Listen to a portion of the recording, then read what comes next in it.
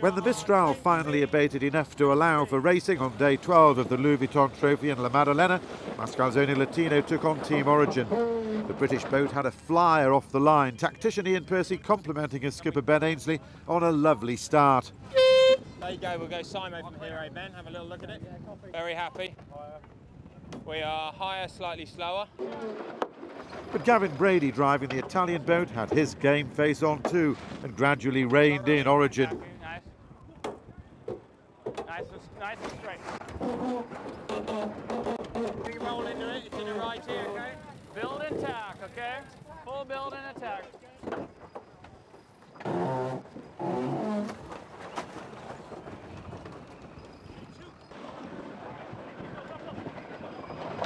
Clever placement by Percy let Ainsley close the gap at the top mark amidst furious but futile calls for a penalty. Zone clear, we haven't got water. Swing your other another, all right, Ben? We're swinging our stern! We're swinging our stern for him!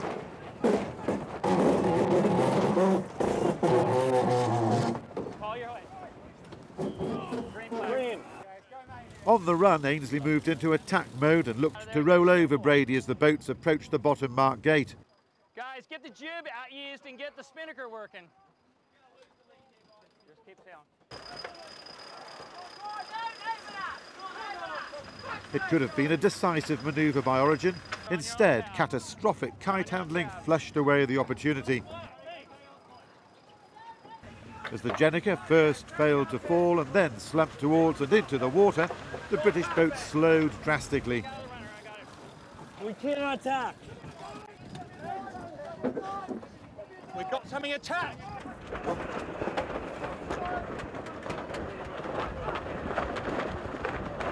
The crew had to let the sail go along with any chance of a win. Mascalzone Latino pocketing the point.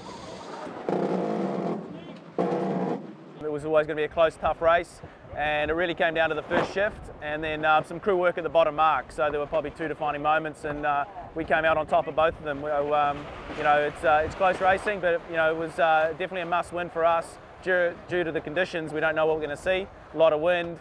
We've only got two boats left in the regatta, so you know, we did feel a little bit of pressure going into that race, and so now I think we've got a better chance now to be in the top four.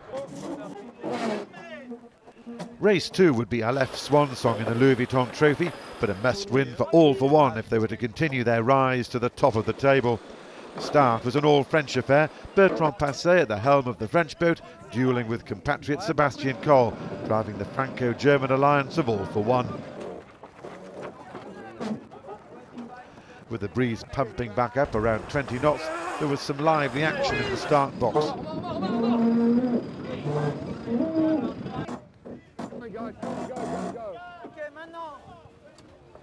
In the end, Alef were bow forward off the line, but All for One had starboard advantage, which they compounded by sailing into a favourable wind shift. A little bit light and then good pressure out of it.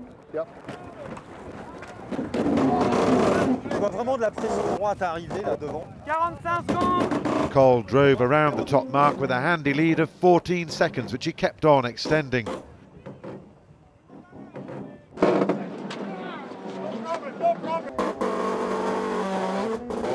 With the breeze now solid and offering no passing lanes, it was a classic case of the rich getting richer.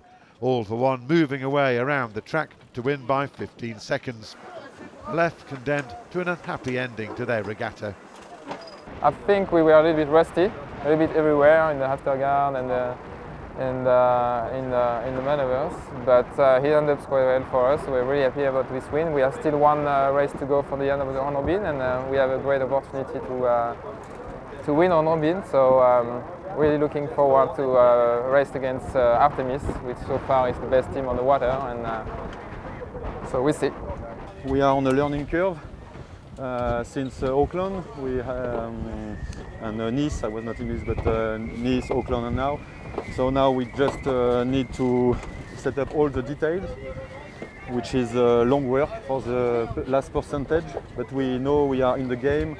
We need to improve a bit the start, and once we are ahead, like Mascalzone Latino, we have to be able to keep the pressure down, because it's not a situation we are still used to do it. And once we'll do some training with other boats, and then we will be able to keep the pressure when we are ahead and to have some much better start, which were quite good at the end of the regatta, but not enough in a percentage.